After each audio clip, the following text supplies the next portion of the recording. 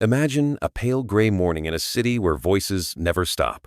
In every cafe, at every street corner, people are arguing, not with shouts, but with that familiar tone of those who believe that if they speak louder, their reasoning will become more valid. They argue about politics, about faith, about who understands life better.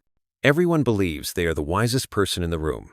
Amid that noise, Nietzsche once asked a simple question that made the world go silent, arguing, is it truly strength, or is it a mask for weakness? That question echoes, not only in philosophy, but in every conversation of modern humanity. Today, we live in a world built on argument. From noisy online forums to family dinner tables, people carry a strange need within them, the need to win. There is a hidden pride in being proven right, as if that makes us smarter, more valuable, more alive. But Nietzsche, with his eyes piercing beyond the surface, saw something else. He said that behind every quarrel lies a weakness no one dares to face. We do not argue to understand. We argue because we fear that if we do not defend our views, we will disappear. We will shrink in the eyes of others. When you step back from the noise of conversation, you will notice something. Most arguments do not come from truth, but from fear. Fear of being looked down upon, fear of not being heard, fear that silence means defeat. Yet the irony is, in the effort to prove strength, we expose our greatest weakness. We let the ego take over. We turn words into a shield against insecurity. Nietzsche believed that those who cannot bear silence are the ones who have never truly faced themselves. They need sound to fill the emptiness within. Think of a recent argument you had, maybe with your partner, a colleague, or even a stranger online. At first, you may have believed you were defending what was right, but in the middle of the exchange, did you feel something else taking over? Something that heated your chest, made your heart race, your breath quicken, your voice rise? It was no longer about logic. It was the desire to be acknowledged, to make the other person stop, admit, bow. At that point, the argument was no longer a search for truth, but a battle of egos. Nietzsche once said that the strong do not need to speak too much. They stand firm in their beliefs like a mountain in the wind. Whether opposed or misunderstood, they do not waver. The weak, on the other hand, cannot bear the loneliness of silence. They need the agreement of the crowd as much as they need air to breathe. That is why they argue endlessly, not to understand, but to exist. In Nietzsche's eyes, this is the tragedy of modern humanity, knowing so much about the world, but so little about ourselves. Something strange happens when you stop reacting and simply listen. The silence at first makes you uneasy, as if you are missing out on something. But after a few seconds, when the heat inside settles, you realize you do not need to win to feel safe. That calmness, Nietzsche called inner clarity. It does not come from others understanding you, but from you understanding yourself. When you have it, words become less necessary. The modern world holds a subtle illusion that arguing shows intelligence. People confuse eloquence with understanding. But Nietzsche emphasized that wisdom does not lie in the ability to persuade, but in the ability to reflect. The truly wise are not those who always have answers, but those who know when to stay silent. In that silence, they hear what others cannot. The echo of truth, untouched by the need to win. In Thus Spoke Zarathustra, Nietzsche wrote about the one who rises above the crowd, the Overman. That image is not of a superhuman hero, but of one who understands themselves so deeply that they no longer need to prove anything. They do not engage in petty debates because they know truth is not found in victory, but in lived experience. Such people need no approval, for they have already approved themselves. Nietzsche saw them as the symbol of true strength, living freely, untouched by the need to be right. In an age where everyone wants to be the loudest voice, silence can be the bravest act. It is not easy, because it forces us to face our deepest fear, the fear of not being seen, not being heard, not being acknowledged. But only in that silence can we touch the truest part of ourselves, the part that does not need recognition to have value. Nietzsche did not ask us to abandon words, but to choose wisely when they are worth speaking. Imagine a life where we are no longer obsessed with being right, where every conversation is not a battle, but a journey of understanding. There, people listen more, react less, and learn to see each other through differences. It is not a world without conflict. Nietzsche never believed in perfect harmony, but a world where conflict is no longer proof of fear, but an expression of courage. Courage to stay calm. Courage to hold still amid the storm of words. In that stillness, Nietzsche saw a new kind of strength, one that does not need to be loud to exist. It is quiet, yet steady. It does not try to prove, it simply is. And perhaps that is what humanity today is losing, the ability to just be, not needing to be better than anyone, not needing to be more right than anyone, simply to be yourself, clear, grounded, and unmoved by any word. Because in the end, argument is only a game of egos. The strong do not play, not because they cannot win, but because they no longer need to. Nietzsche once wrote, "He who has a why to live can bear almost anyhow. Those who understand why they live no longer need to prove anything. They know who they are, and that is enough." When you reach that point, every argument becomes meaningless.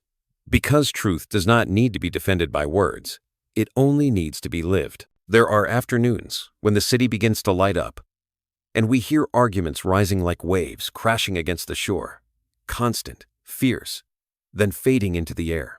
People argue about right and wrong, about values, about beliefs, as if truth only belongs to the one who speaks the loudest. But Nietzsche, with eyes that see through the masks of humanity, said that those who are truly strong do not need to win with words.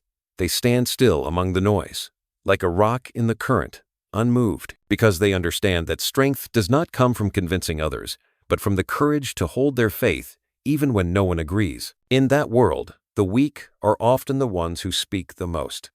They cannot bear the thought that someone might not recognize them, so they must react, defend, and protect their self-image at all costs. Every counter-argument, every justification is like a brick they build around themselves, a fortress made of fear. Nietzsche called it reaction, the state in which a person defines themselves by opposing others. Instead of living by their own values, they live in resistance, in the need to affirm that I am not like them.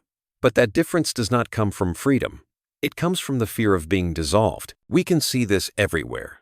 A friend at a party who, the moment someone disagrees, leaps to defend their opinion, as if their life depends on it. A coworker who, when criticized, refuses to listen and pushes back, as if accepting another view means admitting inferiority. Or in close relationships, where love is distorted by endless arguments, both people speaking but neither truly listening.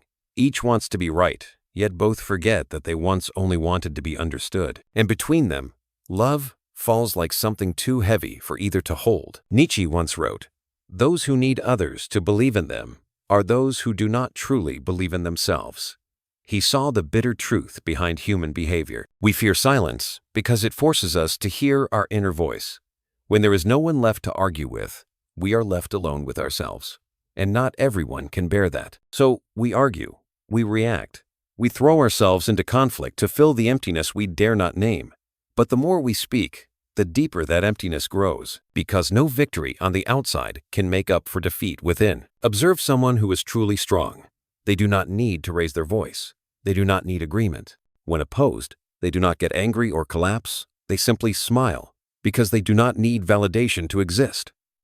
Their strength lies not in defeating others, but in remaining calm in the face of attack. Nietzsche believed this is true power, the kind that cannot be taken away, because it does not depend on the world outside. Those who always need to win, who always need to be right, are the weakest of all, because they have placed themselves in the hands of others. A single disagreement can make them lose direction. In endless debates, one truth becomes clear. The more we need to prove, the less we believe in ourselves. The more insecure a person is, the more they crave recognition, and that craving robs them of inner freedom. Nietzsche believed that the truly free do not need to be understood. They do not live for agreement, but for honesty with themselves. Then silence is no longer failure. It becomes a declaration. A person who does not respond is not silent because they have nothing to say, but because they know words cannot change the nature of truth. They understand that arguments do not make us grow. They only feed the ego. There is an image Nietzsche loved, the lion in the desert. It does not need to roar to show its strength. Its presence alone is enough for every creature to feel it. The strong are the same. They do not need to roar with words, because their being is already a roar. Their silence makes others feel what every argument fails to express, that strength does not need proof.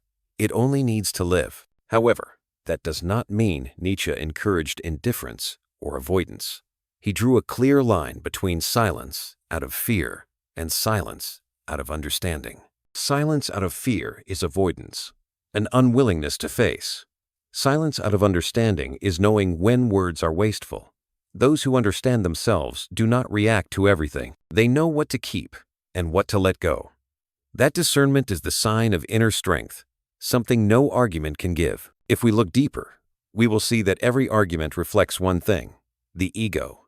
The ego always wants to say, I exist, I am right, I matter. But Nietzsche believed the ego is only a shell, hiding the fear of being forgotten, of being meaningless. The more one depends on argument to define themselves, the more they show they have not yet reached their true core. And the tragedy is, the more they speak, the more others step back, the more they try to prove, the more others doubt, the more they want to be seen, the more invisible they become. There is a strange peace that comes when we no longer need to win. When we release the need to be right, a new space opens, where others are no longer opponents, but mirrors, reflecting the parts of ourselves we have yet to understand. Nietzsche saw that as the moment of true freedom, when we stop defining ourselves through others and begin to live by our inner values, no longer needing praise, not fearing criticism, no longer pulled into meaningless battles. Only ourselves remain, whole, quiet, and steady. Therefore, Nietzsche did not see argument as evil, but as a symptom, a sign that we do not yet know ourselves. When the ego is weak, it craves the echo of agreement. When the ego is strong, it seeks the stillness of understanding. The closer a person comes to truth, the less they speak of it.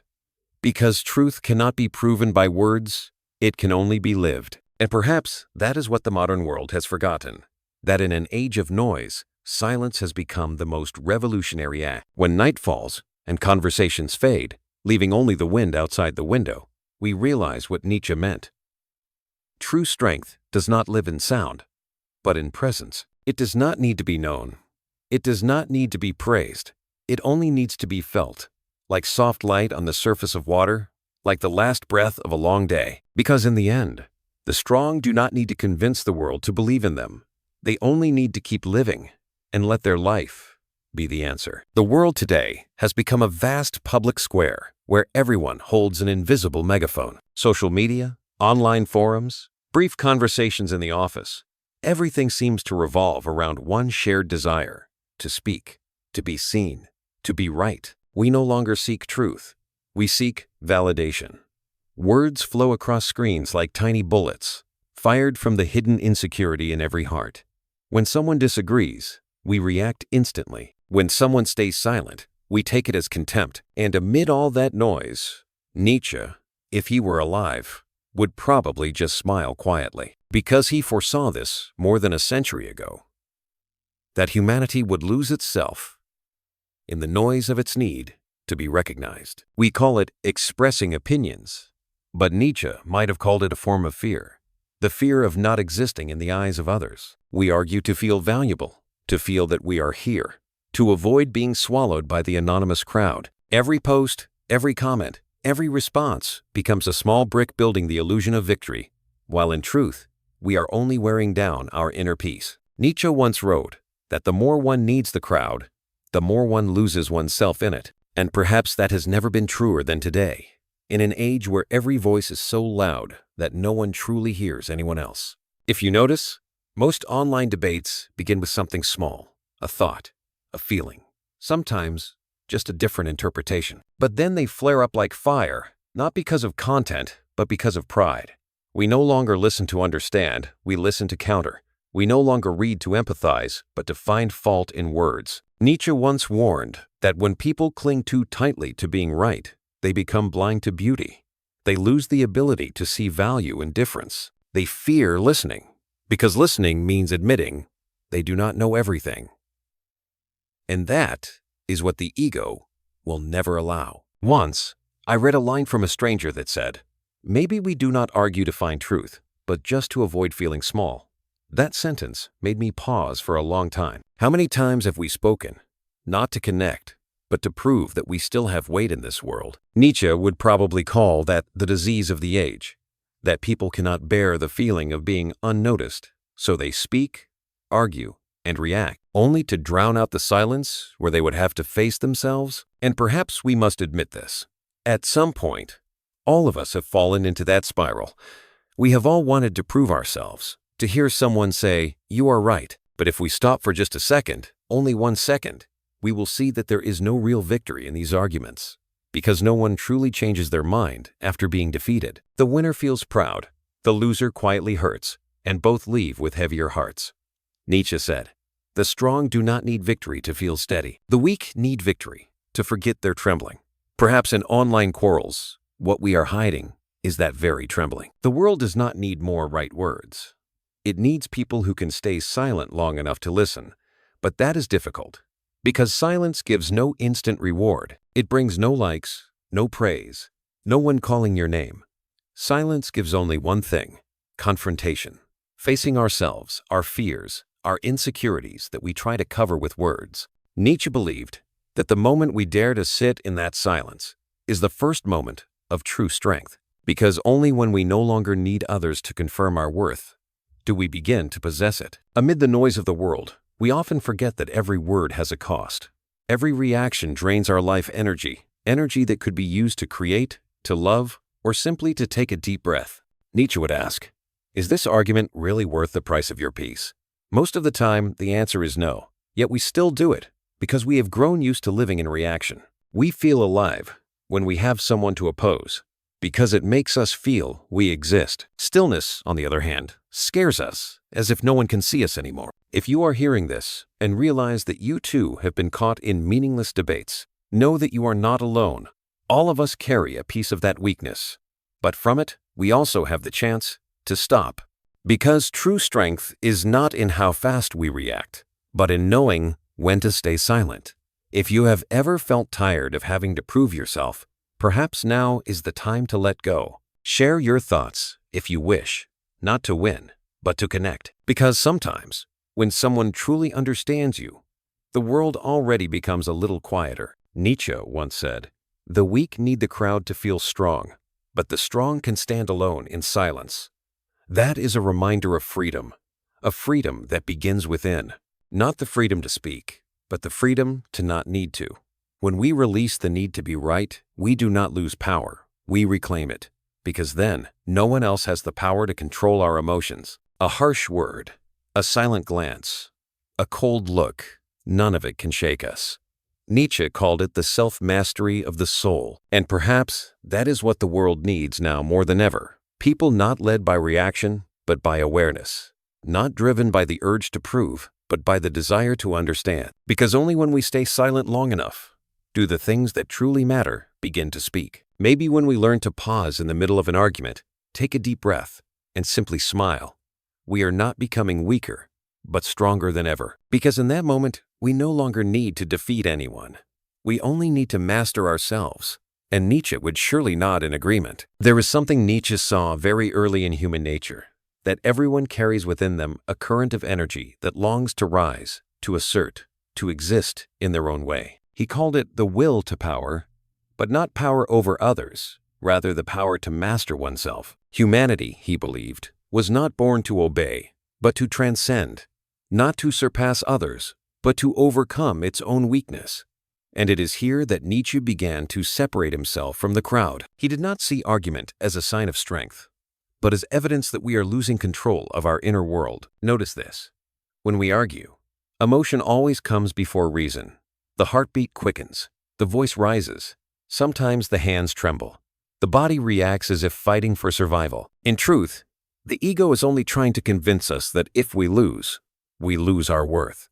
But Nietzsche believed that the truly strong are those who do not let that instinct lead them. They do not allow temporary emotions to define their dignity. They understand that in any conflict, the one who loses self-control first has already lost, because the one who can master themselves has no need to control anyone else, and the one who cannot control themselves must find someone to overpower. When Nietzsche spoke of the will to power, he was not praising oppressors, but pointing to the inner strength of those who dare to face themselves. In every argument, there are two paths: reaction or awareness.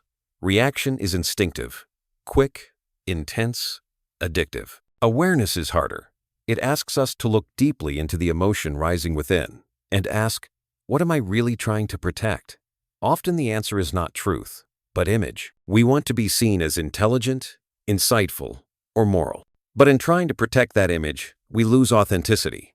Nietzsche believed that the more afraid we are of being seen in our contradictions, the more we need to argue to hide them. And that, he said, is the great tragedy of modern life. We argue not to understand, but to prove that we are still fine. Nietzsche called this the herd mentality, where people are afraid to stand apart, so they argue to maintain their place within the crowd. They must prove that they belong to the right group, the wise group, the better group.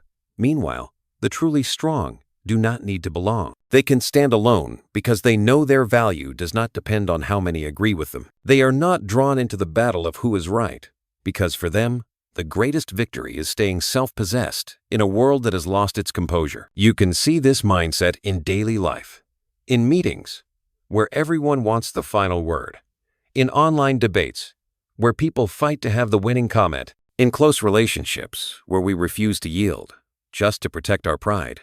But in all those moments, what we lose is not logic, but inner stillness. We let others control our emotions. They say one thing, we lose our calm. They object, and we feel the need to respond. Nietzsche said this is the sign of inner slavery, when we no longer rule ourselves, but are ruled by the emotions others provoke. Imagine someone who has transcended that. When criticized, they do not react immediately. When misunderstood, they do not rush to explain. They simply observe, breathe, and continue living by their values. Their silence is not fear, but understanding that reaction only pulls them down to the level of those who have lost control. Nietzsche would call such a person free, not because they avoid conflict, but because they have learned not to be controlled by it. Freedom, in this sense, is not doing whatever one wants, but not being compelled to act by the ego's impulse. There is a phrase Nietzsche repeated throughout his works: the strong are those who can turn instinct into will. The instinct to react, to prove, to dominate is natural, but if we can see it and master it, that same energy can become creative power. Instead of using it to argue, we use it to understand, to build, to rise, because in the end, the energy behind conflict and the energy behind creation come from the same source, the will to assert oneself. The difference is that one moves outward to dominate and the other inward to master. Nietzsche believed that only the second path leads to true strength. Yet people often choose the first because it is easier. Controlling others is always easier than controlling oneself. Convincing others is always easier than facing our own flaws. But that ease makes us weaker. Nietzsche said that each time we seek to dominate, we become slaves to that need. And when we dare to stay silent, to endure being misunderstood, we begin to be free. The strong do not need everyone to understand them. They only need to understand themselves, and in that understanding, the need to prove anything disappears. Sometimes, true strength does not lie in action, but in refusing to act, refusing to react, refusing to persuade, refusing to play the game of being right. Nietzsche believed this takes more courage than any battle, because silence is not the absence of response, it is a higher response, the response of one who understands that not everything deserves an answer. Silence is how they save their energy for what truly matters, for creation, for growth, for transcendence. If we could live this way, the world around us would change. Conversations would feel lighter. Conflicts would no longer exhaust us. We would see that we do not need to be right in anyone's eyes, only true in our own. And then, as Nietzsche wrote, strength is no longer something we seek, but something we become, not through words, but through presence, not through victory, but through peace, not by making others believe in us, but by living in a way that leaves nothing more to say. And perhaps that is the final boundary of all argument, the point where words end and understanding begins. Between argument and dialogue, Nietzsche said, there is only a line as thin as breath. One is born from the ego, the other from curiosity. Argument wants to win. Dialogue wants to understand. Both use words, but their motives are different.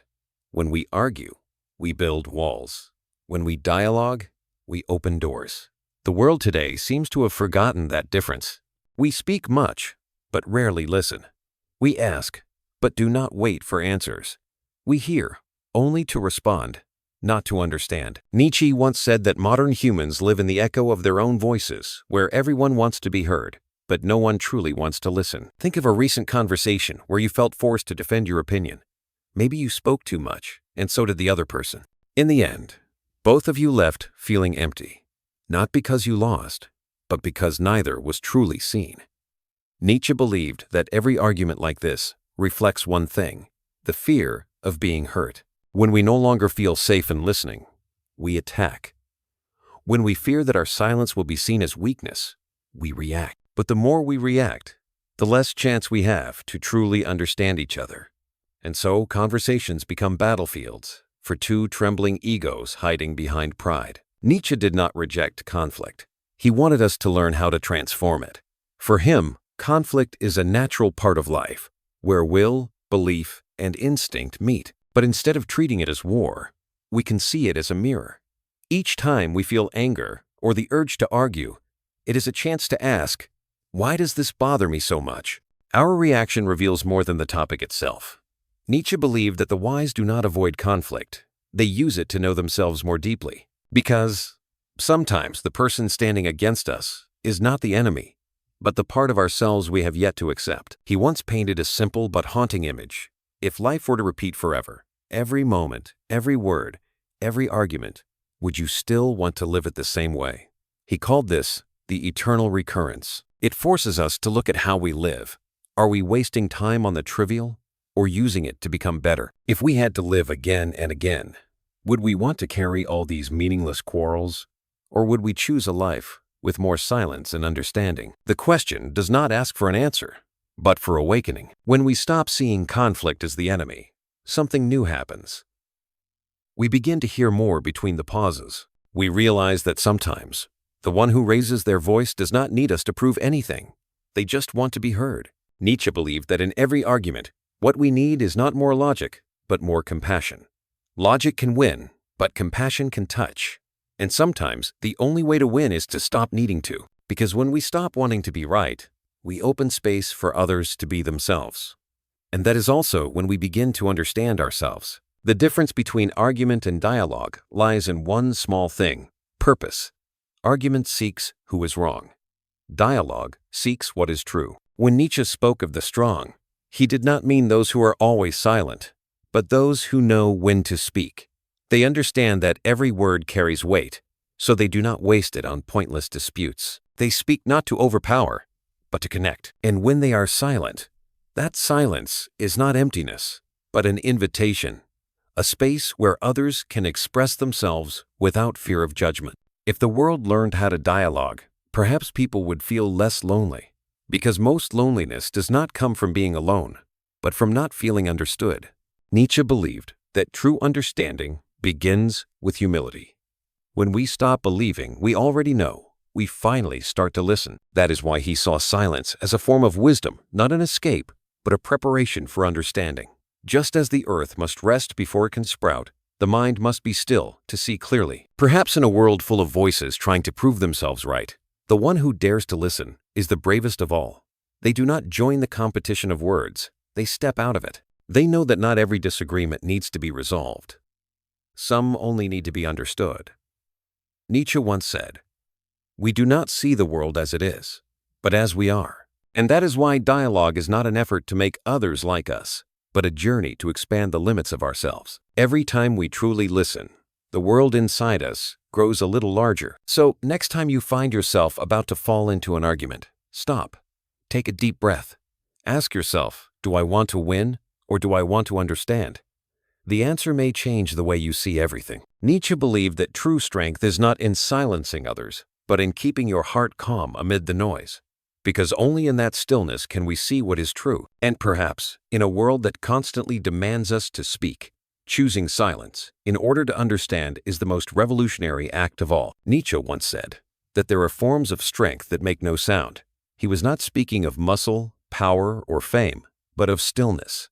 To him, silence was the highest expression of inner strength. It was not a retreat of cowardice, but the state of one who understands that not every battle needs to be fought with words.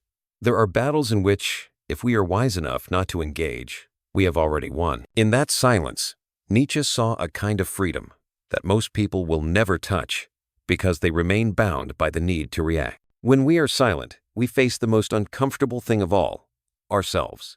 No more outside noise to cover the whisper in our heads. No more excuses to hide the emptiness within. Many people fear silence because in it, they hear their true voice, fragile, wounded, sometimes false. But Nietzsche believed that only when we dare to hear that voice do we begin to understand ourselves. Silence is not an empty space. It is the room where all pretending is stripped away, where we can no longer hide behind words, where true strength is born from the raw honesty of being. Think of the moments when you are about to respond after being attacked. The words rise like fire in your mind. You want to speak, to react, to prove yourself. But if, in that instant, you pause for just 1 second, you will notice something strange. Behind anger, there is not strength, but fear. Fear of being dismissed, fear of being misunderstood, fear that if you stay silent, others will not know who you are.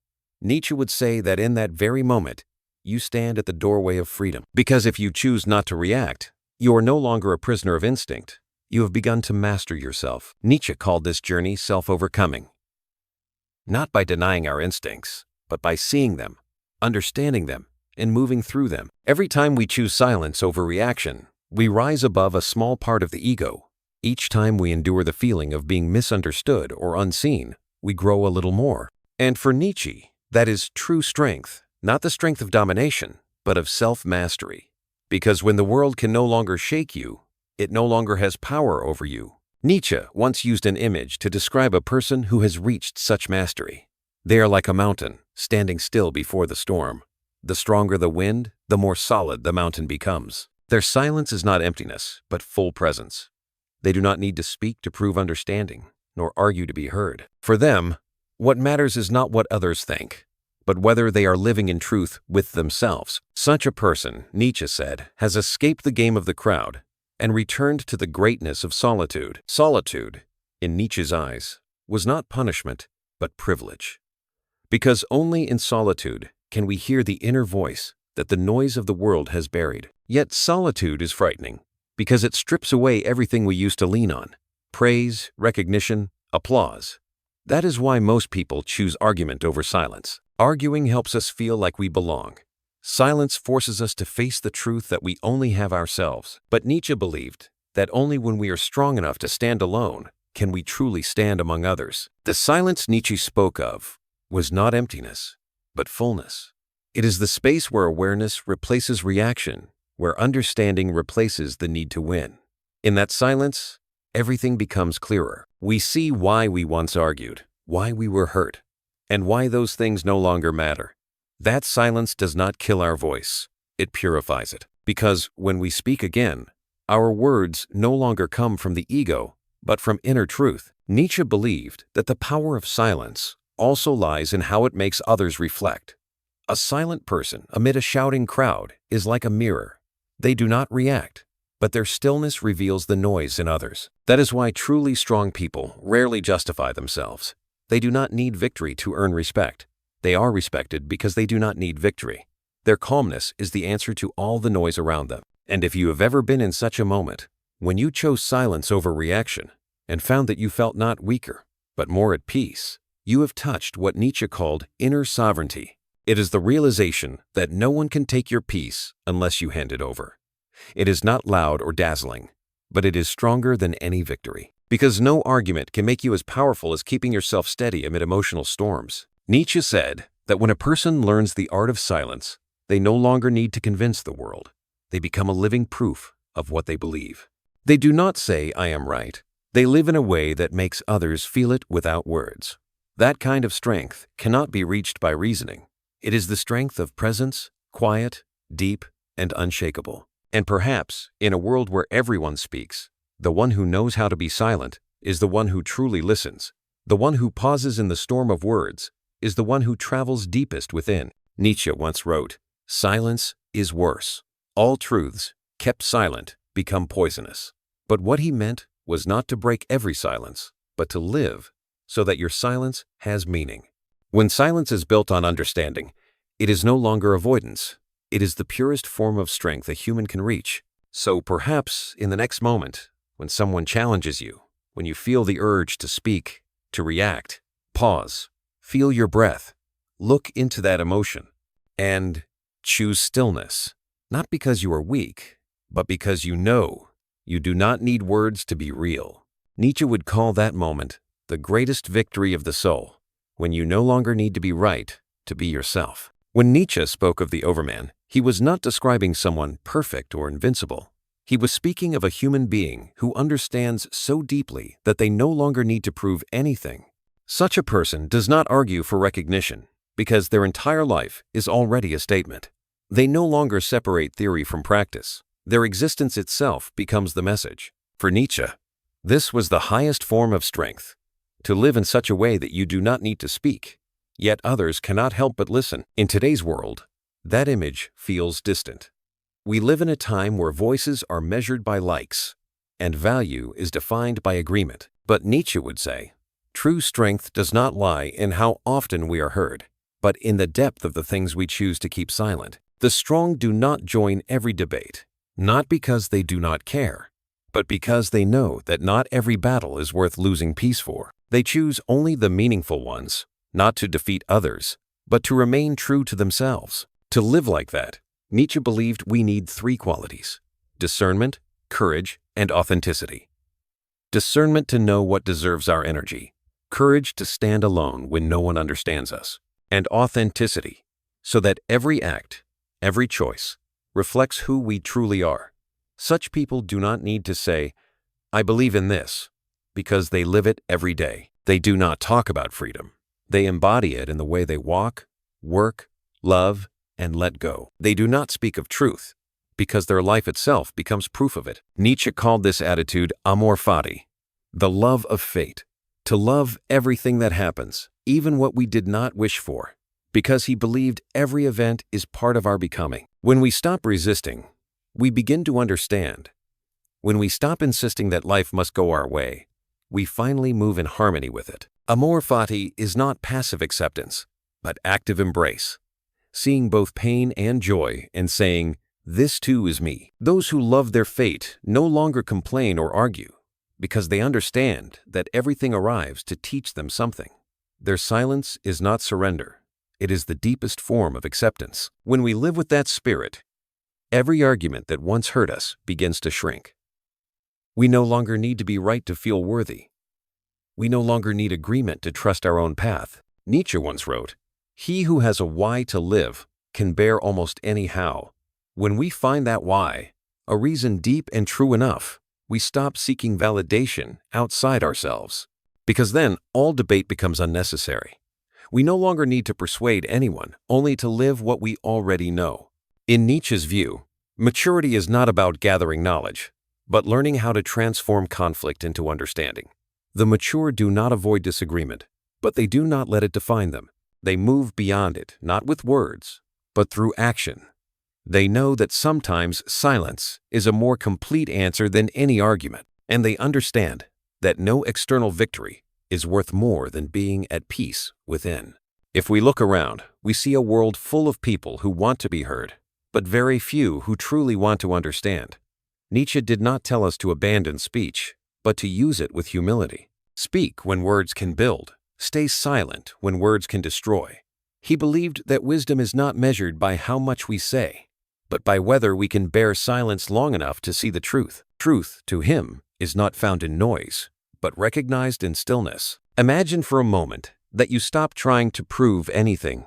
You simply live, like a river flowing without explanation, like the sun rising without praise. In that space, life is no longer a struggle to be understood, but a melody to be heard. Nietzsche believed that when we live that way, we touch what humanity has always sought: the unity between inner and outer, between what we think, what we say, and what we do. Then, every argument loses its meaning, because we have become the living proof of what we believe. And perhaps this is what Nietzsche meant when he wrote, "The greatest argument you can ever make is the life you choose to live." The strongest argument is not in words, but in how we live each day.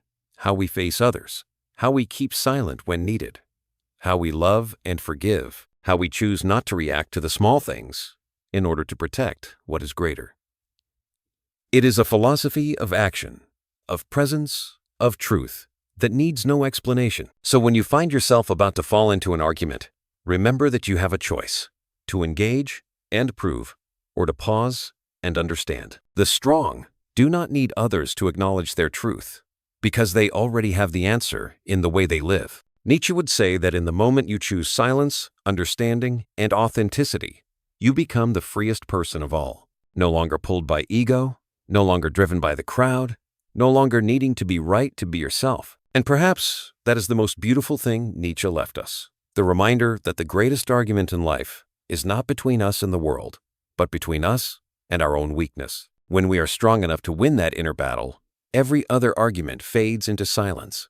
Because at that point, no more words are needed. Only the life we are living and the quiet way we have become ourselves whole, free, and without the need to prove anything.